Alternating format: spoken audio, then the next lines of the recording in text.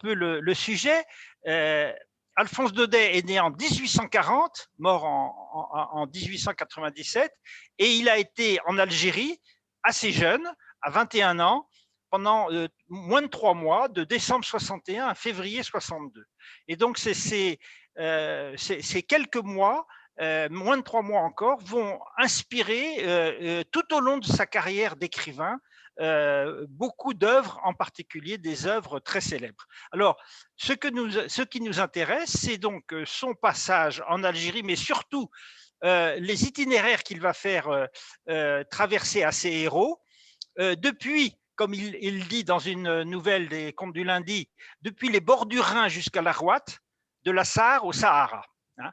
Et c'est-à-dire que nous allons voir deux régions d'Algérie, très proches d'Alger, le Sahel et le Chérif. Et en ce qui concerne la France, qui concerne l'essentiel de son œuvre, en dehors de la Provence, qui est le cœur de l'œuvre d'Alphonse Daudet, mais dont nous ne parlerons pas beaucoup, c'est surtout la Seine et Paris et l'Alsace. Voilà.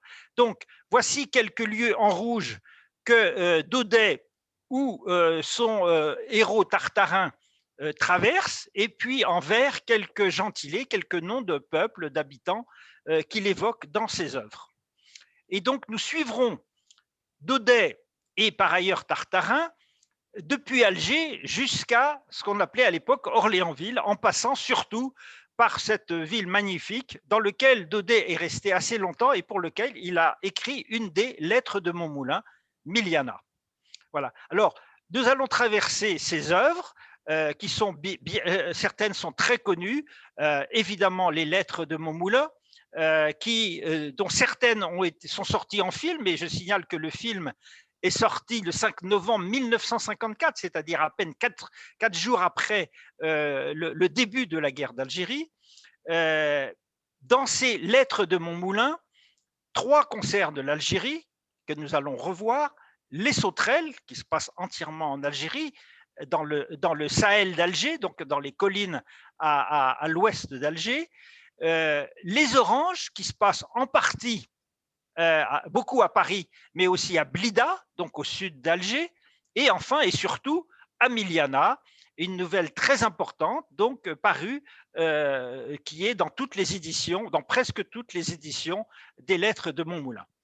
Et donc Miliana, qui est une ville à une centaine de kilomètres à l'ouest, au sud-ouest d'Alger.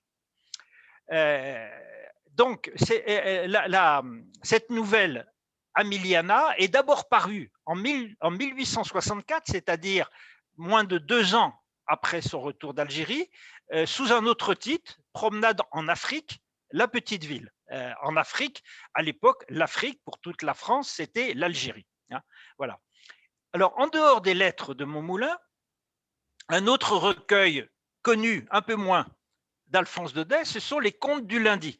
Les Contes du Lundi qu'il écrit donc après la guerre de 70-71, qui presque tous ces contes font référence à cette guerre de 70-71, mais plusieurs, 4 ou 5, concernent, évoquent ou se passent directement en Algérie.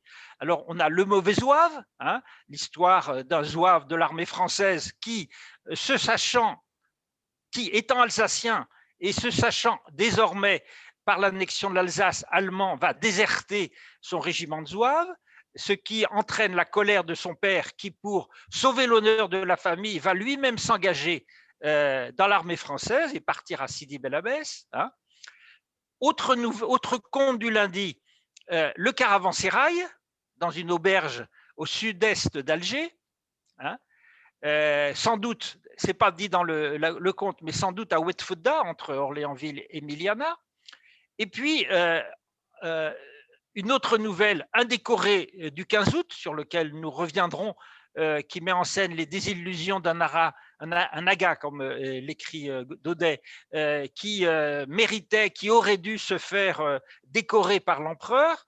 Le 15 août, parce que le 15 août, c'est la Saint-Napoléon, hein, et c'est ce jour-là que l'empereur Napoléon III, le neveu de Napoléon qui a décrété le 15 août Saint-Napoléon, remet ses décorations. Donc, un décoré du 15 août qui se passe dans la vallée du Chélif et qui évoque en particulier la tribu de Djendel, tribu qui apparaît plusieurs fois dans diverses œuvres d'Alphonse Daudet. Et un autre conte du lundi très émouvant, le Turco de la commune. Les Turcos, ce sont les tirailleurs algériens qui part en France pour la guerre de 70 et qui, à Paris, va se faire tuer par des balles qu'il croyait des balles prussiennes, alors que ce sont les balles des Versaillais. Et donc, il se fait tuer ici, sur la barricade de la rue de Rivoli, alors que les Versaillais arrivent des Champs-Élysées. Et donc, Cadour croit que c'est des Prussiens. Il part à l'assaut et se fait tuer par des balles françaises. Petit clin d'œil, sur des barricades non loin de là à Paris, mais dans la Révolution, enfin en 1848, 22 ans auparavant, Monseigneur Affre était mort sur les barricades et Monseigneur Affre va donner le nom d'une ville importante du shérif, Affreville, aujourd'hui Remis-Miliana. Voilà. Donc ça, c'est pour les deux recueils les plus célèbres, mais dans d'autres œuvres, il est question beaucoup aussi de l'Algérie. Une très jolie nouvelle qui est parue dans le recueil qui s'appelle Robert Helmont, l'histoire de Cadour, un autre Cadour, mais lui aussi turco, et de Catel, une jeune Alsacienne. Cadour qui se fait blesser dès le début de la guerre de 70, qui se fait soigner dans cette Syrie alsacienne. Et après l'annexion de l'Alsace, Cadour, une fois retourné chez lui, voit Catel qui arrive avec sa famille, ayant quitté l'Alsace et s'installant en Algérie, non loin du pays de Cadour, par hasard. Voilà. Et donc, tout ça se passe toujours dans cette vallée du Chélif, ou ici, dans cette nouvelle-là, un peu plus au sud, dans la montagne de Loarsenis et dans la tribu de Matmata. Voilà. Autre nouvelle, toujours étiquetée Promenade en Afrique, c'est, je crois, le premier écrit d'Alphonse Daudet sur l'Algérie, quelques mois à peine après son retour d'Algérie. Hein, c'est La Mule du Cadi. Hein, le héros qui part sur une mule que lui a prêté le cadi de Miliana, puisque Daudet était à Miliana, et qui part le long du chemin et qui, pendant ce temps-là, va réfléchir à la vie. Et autre nouvelle qui se passe cette fois à Blida, comme le dit Alphonse Daudet, avant l'invasion des Français. Et donc, c'est l'histoire de la figue du paresseux, d'un jeune tellement paresseux qu'il ne veut même pas se bouger pour récolter la figue qui va lui tomber à côté. Après, on a des œuvres où l'Algérie est moins évoquée. Dans l'Évangéliste, un des protagonistes est un ancien sous-préfet de Cherchel, donc au nord de Miliana, qui a été rapatrié d'Algérie pour des raisons politiques parce qu'il ne plaisait pas à l'administration. Et puis, nous avons le Nabab, une très belle histoire, qui ne parle pas d'Algérie, mais qui parle de Tunisie.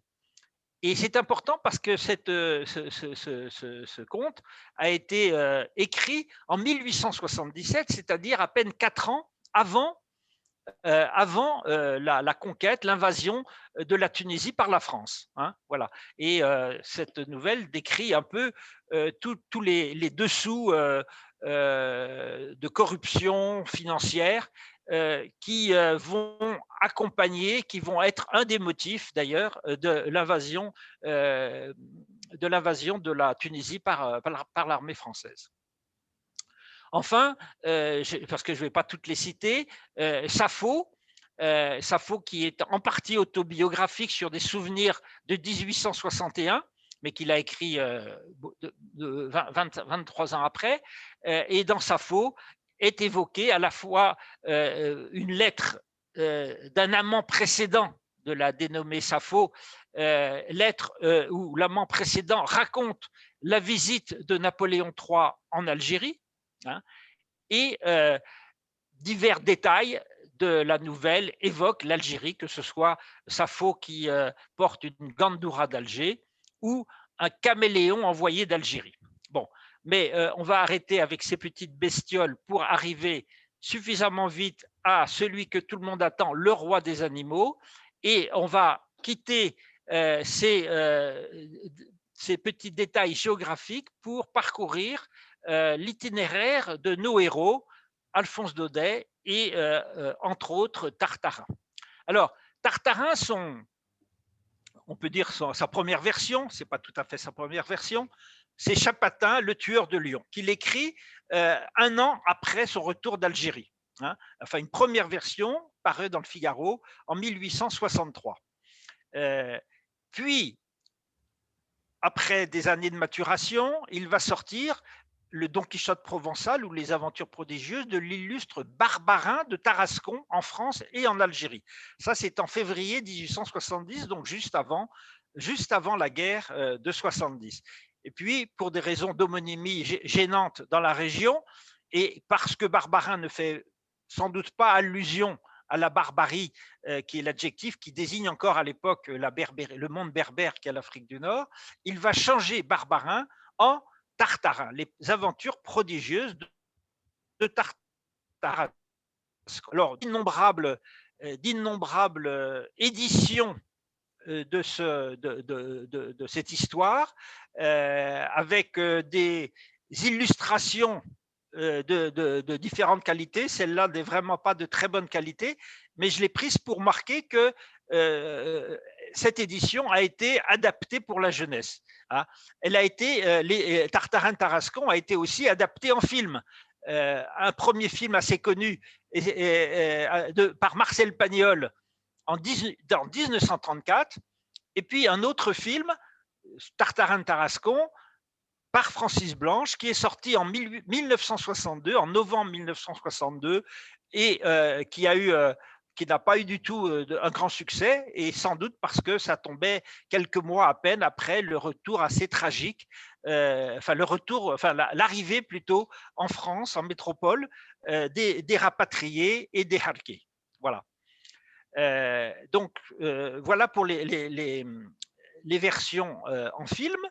Et donc, je reviens à cette idée d'édition pour la jeunesse, parce que aussi bien Tartarin que les lettres de Maumoulin sont offerts dans plein de collections différentes aux enfants, et on peut se demander si certains passages, en particulier ceux que l'on va voir, ne posent pas quand même un certain nombre de problèmes, et sans doute, je pense, les instituteurs qui utilisent encore, c'est-à-dire de moins en moins, ces œuvres auprès des enfants, je pense qu'ils font tout leur possible pour contextualiser des passages qui sont très durs et qui même, on peut dire aujourd'hui, vus d'aujourd'hui en tout cas, sont révoltants. Alors, situons l'époque où Alphonse Daudet écrit. Hein, donc, il écrit, il part en Algérie plus exactement, un an après le premier voyage de Napoléon III en Algérie.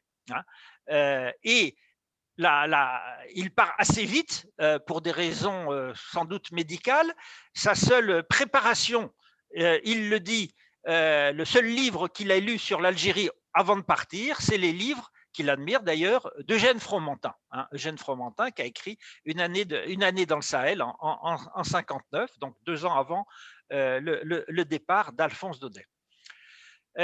Donc, après son retour d'Algérie, il va écrire successivement La Mule du Cadi, Chapatin, une première version de Amiliana, et puis une première édition, mais incomplète, des lettres de Montmoulin, qui d'ailleurs porte le titre assez, on peut dire, exclusif de Chronique provençale. Hein. Ce n'est qu'en 69 qu'il va introduire dans les lettres de Montmoulin cette histoire de Miliana. Et puis donc en 70, juste avant la guerre, la première édition de Barbarin de Tarascon. Arrive la guerre de 1870, hein, déclenchée début juillet, cette terrible bataille de Wissembourg dans laquelle vont s'illustrer les Turcos en général, et particulièrement nos 2 Cadours, le Cadour de la commune et le Cadour de Catel. Hein,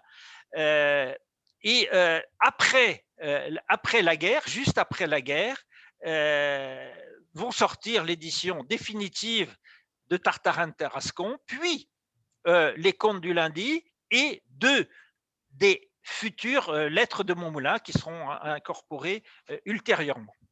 Et donc, il a quelques œuvres tardives avant de mourir à 57 ans à Paris. Alors, quels sont dans l'œuvre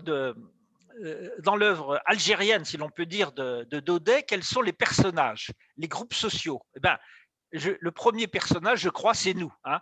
Et comme l'écrit Alphonse Daudet, en France, tout le monde est un peu de Tarascon. Et il est peut-être salutaire, ça, de nous poser, de nous demander un petit peu dans quelle mesure nous ne sommes pas, nous aussi, de Tarascon, nous ne sommes pas plutôt un petit peu le tartarin dont se moque Alphonse Daudet. Et puis, c'est nous, mais c'est aussi ils, les autres. Hein. Les autres, c'est qui ils? Tartarin ne savait pas bien lui-même, il. C'était tout ce qui attaque, c'était l'ours gris, c'était encore le targui du désert, le pirate malais, le bandit des Abrises. Il, enfin, c'était il, quoi. Hein. Il, c'était en particulier l'éteur. Pour Tarascon, l'Algérie, l'Afrique, la Grèce, la Perse, la Turquie, la Mésopotamie, tout cela forme un grand pays très vague, presque mythologique. Et cela s'appelle les Teurs, les Turcs. Hein. Voilà. De géographes, voir un petit peu leur hiérarchie, parce que un des protagonistes de Tartarin qui va duper Tartarin présente, voici comment les Arabes expliquent notre organisation coloniale. En haut, disent-ils, il y a Moussi le gouverneur avec une grande trique qui tape sur l'état-major. L'état-major, pour se venger, tape sur le soldat sur le colon tape sur l'arabe tape sur le nègre tape sur le juif à son tour tape sur le bourricot, et le petit bourricot n'ayant personne sur qui taper, tend l'échine et porte tout. Donc, tout en haut, il y a Moussi le gouverneur. Moussi le gouverneur, à l'époque où part Alphonse Daudet en Algérie, c'est le maréchal Pélissier, le tout récent duc de Malakoff. En dessous de lui, il y a l'état-major. Et dans l'état-major, Alphonse Daudet va avoir la dent particulièrement dure contre Youssouf, le général Youssouf, qui a été un héros de la conquête de l'Algérie et qui est surnommé dans l'œuvre de Daudet Zouzou, pour s'en moquer. De manière plus générale, l'état-major et toute la hiérarchie militaire est symbolisée par les képis. Pour gouverner l'Algérie, point n'est besoin d'une forte tête, ni même d'une tête de tout. Il suffit d'un képi. C'est ce que dit le prince Grégory à Tartarin. Et ce qui est intéressant, c'est que aujourd'hui, enfin, donc cette idée du képi dans la hiérarchie militaire, sous le nom de casquetta, c'est encore un mot qui est très présent en Algérie aujourd'hui et dont par exemple le Hirak récemment, contre lequel il protestait, la casquetta, c'est la hiérarchie, la nomenclatura militaire. Hein. Donc en dessous, tout en bas de cette hiérarchie militaire, il y a les soldats, enfin, pas tout en bas, les soldats français. On verra tout à l'heure les soldats algériens. Les soldats français, eh bien, qu'on va rencontrer, c'est d'abord le chef de gare de Tarascon, qui est un vieil Africain de 1830, donc un ancien combattant de la prise d'Alger. Hein. Ce sont aussi les chasseurs d'Afrique que Tartarin va croiser plusieurs fois. Et ce sont surtout les Zouaves. Les Zouaves, donc les Zouaves, qui est déjà le nom réel d'ailleurs, du bateau qui a emmené Alphonse Daudet pour l'Algérie et sur lequel Tartarin va s'embarquer à l'aller et au retour de Tarascon jusqu'à Alger. Les Zouaves, c'est donc un peu le symbole. C'est le symbole de l'armée française. Comme le dit Daudet, la ville européenne avec ses zouaves en ribote, cet Alger-là lui semblait un corps de garde de l'Occident. Donc c'est vraiment la présence militaire française qui va un petit peu gâcher l'exotisme, malgré le costume des zouaves, hein, qui va gâcher un petit peu l'exotisme que recherche Daudet. Les zouaves, c'est aussi le symbole de la force militaire de la France. Dans un décuré du 15 août, Laga parle de l'Amberour avec ses gros canons, ses zouaves, sa flotte en fer. Hein, voilà. Les zouaves, c'est aussi, dans d'autres nouvelles comme les nounous, c'est aussi quelqu'un qui va dépouiller l'arabe ou le colon. Pour lui, c'est pas voler, c'est chaparder, c'est faire son fourbi. Voilà. Donc voici pour les soldats. Et dernière catégorie la plus importante des Européens d'Algérie, comme on ne disait pas encore à l'époque, hein, ça va être en particulier les colons. Et par exemple, dans les sauterelles, qui décrit assez bien une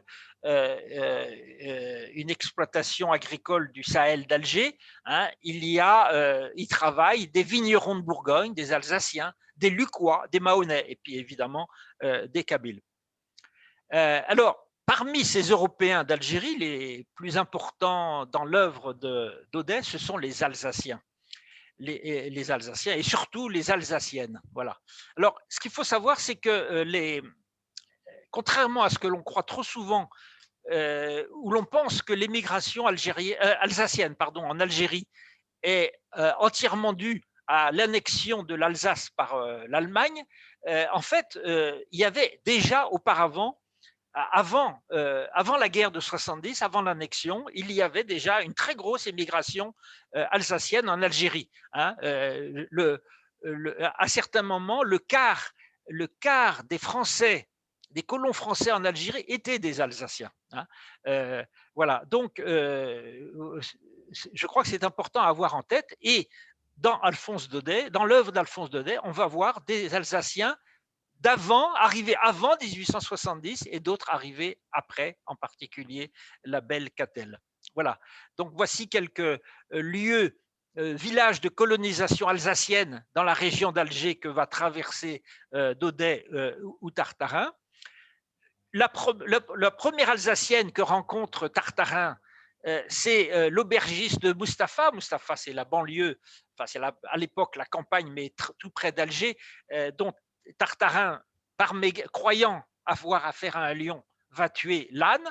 Évidemment, l'aubergiste alsacienne n'est pas contente du tout. Et c'est à ce moment-là que son mari, qui arrive aussi, après avoir négocié, après que Tartarin ait remboursé l'âne à ce couple d'aubergistes alsaciens, que l'aubergiste alsacien dit qu'il est ici dans la province d'Alger depuis plus de 20 ans. Hein. Donc on voit, on voit l'ancienneté de l'émigration, au moins pour cet aubergiste alsacien.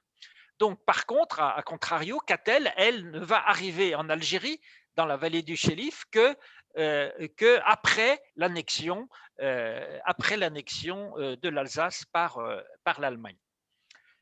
Autre Alsacienne que l'on va évoquer avant et après la guerre de 70, c'est dans le caravansérail, donc cette auberge tenue par une Alsacienne, Madame Schons, hein, dont le sort va être évoqué après la guerre, après les désastres de la guerre, et en particulier parce que ce n'est pas souvent évoqué dans l'œuvre d'Audet, et non seulement après la guerre franco-prussienne, franco-allemande, mais aussi après les insurrections algériennes de 1871-1872. Voilà. Donc, évidemment, parmi les Alsaciens, on a le mauvais zouave, et on a aussi, même si elles sont pas, et on a aussi les cigognes qui sont évoquées en Algérie. Cette légende rhénane sur les cigognes, c'est surtout les cigognes d'Alsace, mais les cigognes d'Algérie sont aussi évoquées un petit peu comme comme Albert Camus évoquait ces cigognes, en croyant, comme beaucoup d'Alsaciens et comme beaucoup de Pieds-Noirs et même comme beaucoup d'Algériens, que les cigognes d'Algérie venaient d'Alsace, ce qui évidemment n'est pas le cas, puisque aussi bien les cigognes d'Algérie que d'Alsace vont passer leur hiver en Afrique subsaharienne. Donc, je parle d'Albert Camus, puisque du côté de son père, il était d'origine alsacienne, et du côté de sa mère, il était d'origine mahonaise, c'est-à-dire des Baléares. Hein. Les Mahonnais, en général, les blanchisseuses mahonnaises en particulier, sont souvent évoquées, et de façon assez méprisante, par Alphonse Daudet dans plusieurs de ses nouvelles. Donc c'est un petit peu une catégorie un peu inférieure parmi tous les Européens d'Algérie.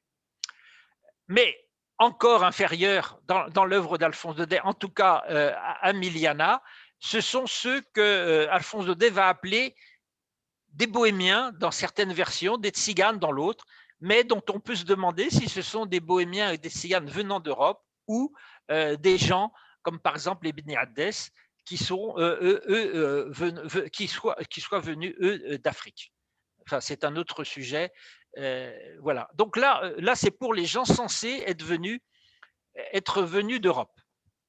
Maintenant, après ces Européens, donc on peut dire les ancêtres de ce qu'on va appeler plus tard, un siècle plus tard, les pieds noirs, il y a les indigènes. Parmi les indigènes, il y a les Arabes qui sont évidemment très présents, très évoqués, avec plusieurs caractéristiques. Je ne voudrais passer en revue que ceux des personnages arabes qui sont dans l'œuvre de Daudet au service de la France. Alors, c'est en commençant par le haut de la hiérarchie, chez les Bachagas, et en particulier le Bachaga Boualem. Le Bachaga Boualem, qui est présent dans plusieurs œuvres de Daudet et qui est l'ancêtre du Bachaga Boualem qui, 100 ans plus tard, va être enfin plutôt 80 ans plus tard, va être le vice-président de l'Assemblée nationale française et qui va mourir en Camargue, donc non loin de là où Daudet a écrit aussi une de ses nouvelles. En dessous des Bachagas, il y a les Agas, les Aras, enfin, Daudet écrit les Agas, et en particulier ce pauvre Aga Sisliman, qui rêvait donc d'être décoré par Napoléon III, et à qui il arrive toutes les humiliations possibles. En dessous, encore, on a un personnage qui lui est présenté de façon plutôt sympathique dans Amiliana, Sid Omar, qui s'est mis au service de la France, et nous n'eûmes pas de meilleur ni de plus féroce soldat que lui tant que dura notre guerre contre l'émir, c'est-à-dire contre Abdelkader. Et puis en dessous, encore, nous avons des caïds qui sont souvent décriés comme libertins et ivrognes. Et puis tout en bas de la hiérarchie, du moins pour les Arabes au service de la France, les Turcos, donc les tirailleurs algériens, en particulier ces deux Kaddour, le Turco de la Commune et le Turco amoureux de Catel. En dessous des Arabes, le prince Grégory, parce que c'est à lui que je reprends cette hiérarchie cynique et on peut dire injurieuse, il y a les nègres qui sont souvent évoqués avec des termes très forts et très, là aussi, qui posent un gros problème de contextualisation. Quand dans Sappho, on parle d'une caravane de nègres, une odeur de musc humain sur toute cette singerie, etc. Et dans les Contes du Lundi, on parle d'un nègre gigantesque, on parle des danses de cannibales, on se sent en plein pays sauvage. Mais plus encore que les nègres, comme l'écrit Daudet, donc oui, excusez-moi, j'ai oublié, donc les nègres, parfois, dans certaines éditions pour la jeunesse, on gomme un petit peu leur couleur de peau. Voici deux grands nègres armés de gourdins qui vont s'affronter à Tartarin. C'est que dans d'autres versions que l'on voit des personnages correspondant plus aux stéréotypes. Voilà. Et donc, c'est toujours ces deux nègres de Miliana que l'on va retrouver à la fin du récit de Tartarin, puisque ce sont les propriétaires du lion. Je vous engage, évidemment, je n'ai pas le temps de résumer Tartarin, je vous conseille de le lire pour profiter de toutes ces descriptions qu'on peut dire ethnographiques, caricaturales, mais aussi de magnifiques paysages de l'Algérie. Et tout en bas de la hiérarchie du prince Grégory, toujours parmi les indigènes, parce que je rappelle que nous sommes en 1861-62, donc avant le décret Crémieux qui va accorder aux Juifs d'Algérie la nationalité française, et donc les sortir de cet indigénat. Le code de l'indigénat lui-même ne va être adopté que 20 ans plus tard, en 1881. Et donc, les Juifs ont droit, si l'on peut dire, à un traitement particulièrement injurieux, en particulier dans Amiliana et dans Tartarin, où des tribus de Juifs algériens avec des casquettes de velours. Les femmes, bouffies et blafardes, se tiennent toutes raides, un scintillement d'yeux hébraïques qui font frétiller les pièces d'or. Et donc, Alphonse Daudet compare les Juifs à des araignées. Donc, je vais arrêter là les citations injurieuses sur les Juifs dans Tartarin de Tarascon, mais aussi on trouve aussi dans cette lettre de Montmoulin qui est Amiliana. Alors, autre groupe social, si l'on peut dire, présent dans l'œuvre de Daudet, c'est les femmes. Les femmes chez Alphonse Daudet, hein, les femmes qui, pour donner un petit peu le ton, quand Tartarin arrive en Algérie, après un chapitre qui s'appelle Le Premier Affût,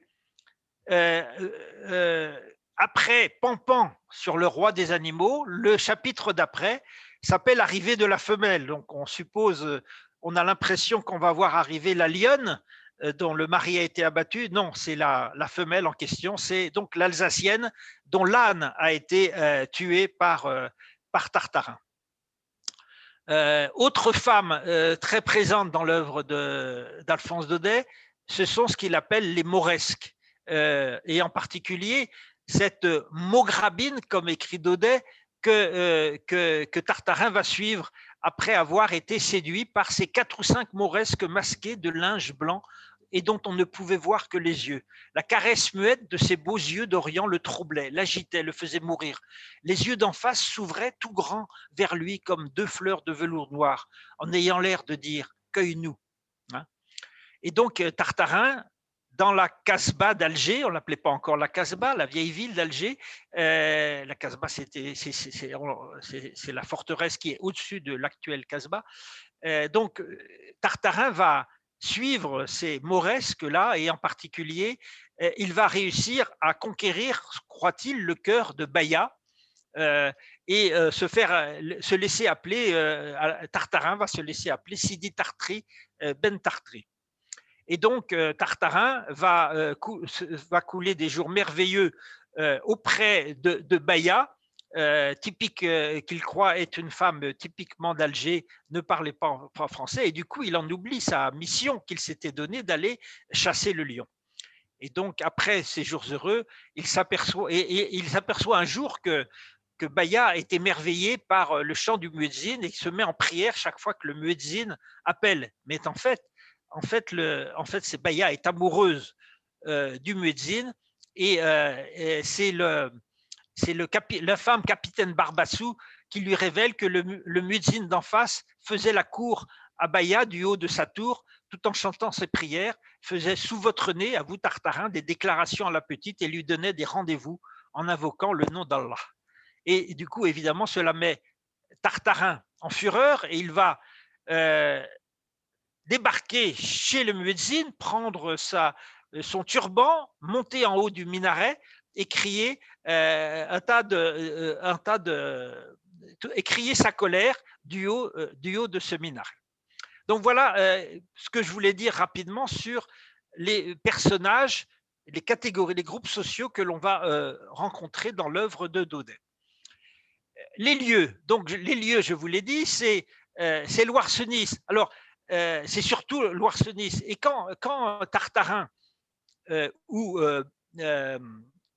quand Tartarin quitte Alger pour aller chasser le lion, son mot d'ordre qu'il dit au chauffeur de la diligence, c'est au sud, toujours plus au sud. En fait, Tartarin et Daudet, dans son voyage, ne va pas aller très au sud, mais plutôt à l'est, puisqu'il va longer le cours du Chéliff. Et dans les lieux, à chaque fois, il va être, Daudet surtout, va être déçu, mais Tartarin aussi, va être déçu de ne rencontrer que des constructions en particulier qui lui rappellent complètement la France ou l'Alsace, hein, comme cette auberge au rendez-vous des lapins, hein, un cabaret de banlieue comme on en voit avant, à Pantin. Ça, c'est l'auberge tenue par les aubergistes à Mustapha. Hein. Par contre, à l'inverse, après son retour d'Algérie, Daudet va trouver, chaque fois qu'il va être ému par un paysage en France, il va lui trouver une ressemblance avec l'Algérie. Par exemple, dans un des contes du lundi, La moisson au bord de la mer, qui se passe en Bretagne, il parle d'un petit village vieux et rustique aux rues sombres, étroites à la façon des rues algériennes. Ou de manière plus dramatique, au pied du mont Valérien, pendant la guerre de 70, ce grand paysage mélancolique a quelque chose des plaines du Chélif ou de la Mitidja. Alors, ce Chélif, donc, il va rester pendant toute sa vie au cœur de Daudet. J'ai été si heureux dans les plaines du Chélif.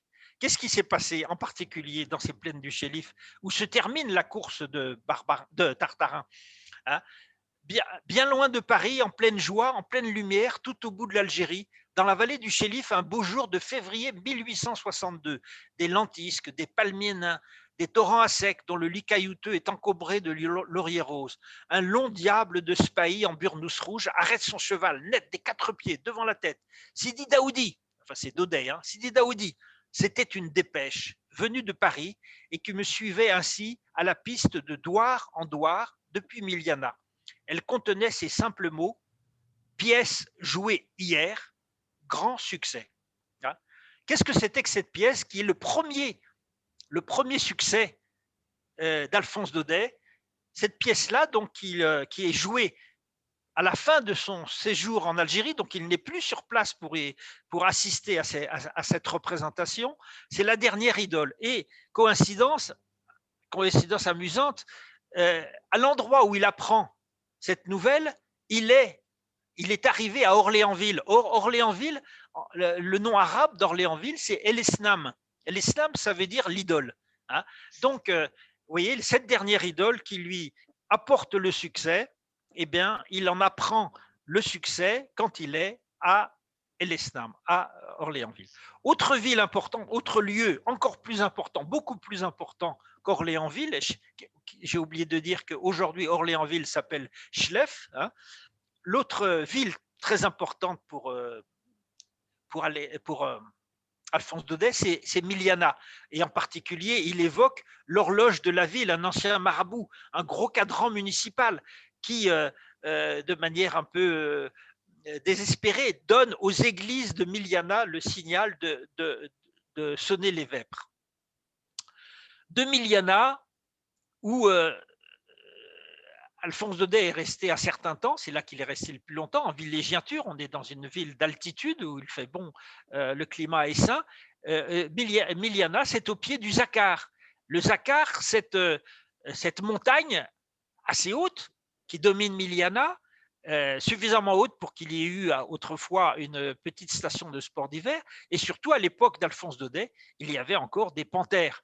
Et dans une œuvre, dans Tartarin sur les Alpes, donc une autre aventure de Tartarin, il répond à un personnage, Tartarin répond, allez un personnage qui lui demande qui vous êtes, allez demander mon nom aux panthères du Zakar, aux lions de l'Atlas, ils vous répondront peut-être.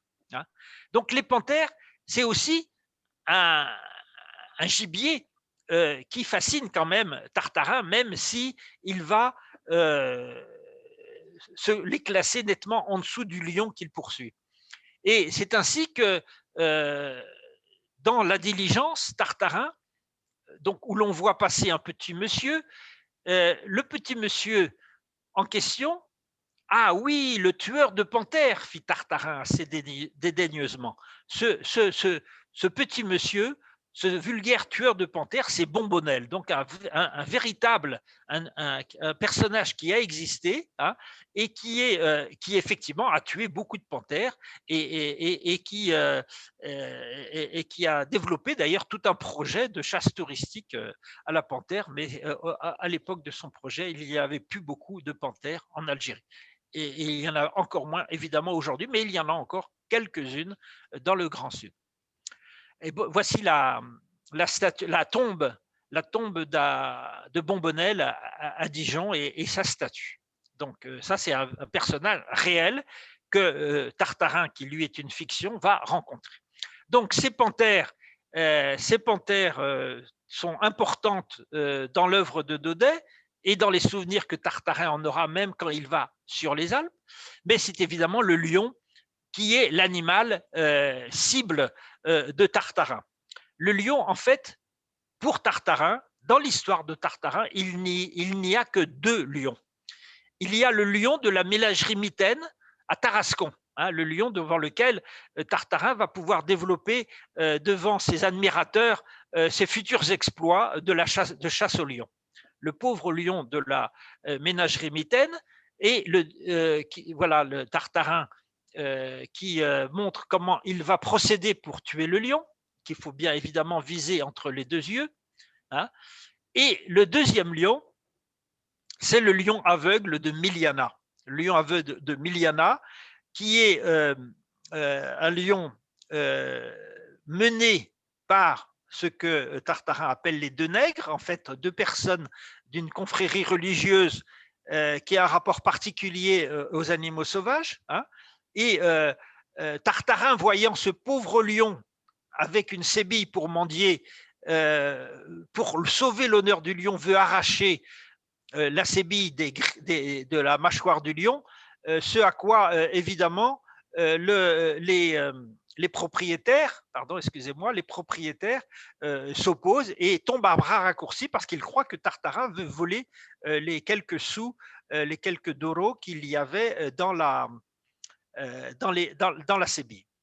Et après un certain temps, après avoir parcouru en tous sens Bredouille, le shérif, hein, Tartarin, à Orléansville, va tomber, c'est le cas de le dire, de nouveau sur ce lion, qui, je le rappelle, est aveugle, et il va le tuer, l'obligeant évidemment à payer, à rembourser aux 2 propriétaires, les 2 grands nègres, comme dit Alphonse Daudet, le prix de ce pauvre animal, dont il ne conservera que la dépouille, que la peau, qu'il va faire expédier à Tarascon pour prouver à ses admirateurs provençaux la réalité de ses exploits.